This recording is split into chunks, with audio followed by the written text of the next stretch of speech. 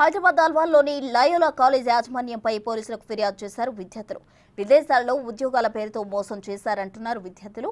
ఒక్కొక్కరి నుంచి 10 లక్షల రూపాయలు వసూలు చేసి ఫేక్ ఆఫర్ లెటర్స్ ఇచ్చారంటున్నారు విద్యార్థులు. 3 నెలల నుంచి కాలేజ్ చుట్టూ తిరుగుతున్న యాజమాన్యం పట్టించుకోకపోవడంతో అల్వాల్ పోలీస్ స్టేషన్లో ఫిర్యాదులు చేశారు.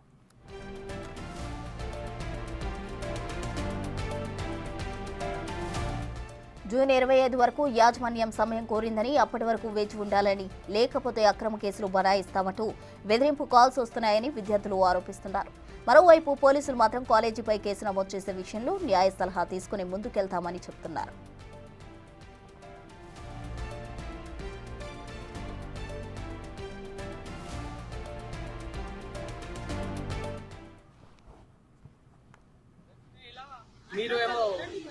కాలేజ్ దగ్గర మళ్ళీ ఎందుకు పోతున్నా అంటే మాకు ఇక్కడ మళ్ళీ వెయిట్ చేయమని చెప్తే మేము కాలేజ్ దగ్గరకే కదా మళ్ళీ వెళ్ళేది.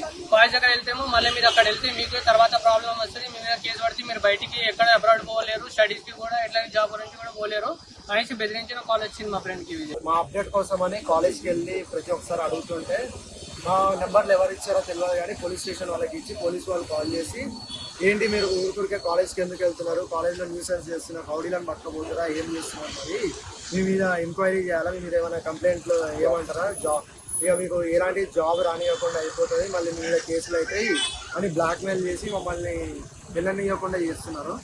అది కూడా మేము ఏదున్నా కానీ మేమేమైనా రౌడీలమ్మా, మేము కాలేజ్కి వెళ్ళి న్యూసెన్స్ చేయడానికి 3 ఇయర్స్ చదువుకున్న కాలేజే కదా అది, మేము చదువుకున్నాం, మాకు చదివి చెప్పిన గురువులే మాకు ఇట్లా చేస్తే